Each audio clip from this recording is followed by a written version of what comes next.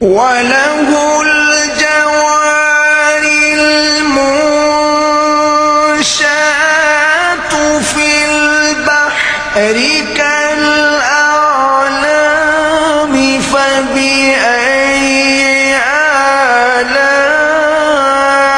آلاء ربكما تكذبان كل من عليها فان ويبقى وجه ربك ذو الجلال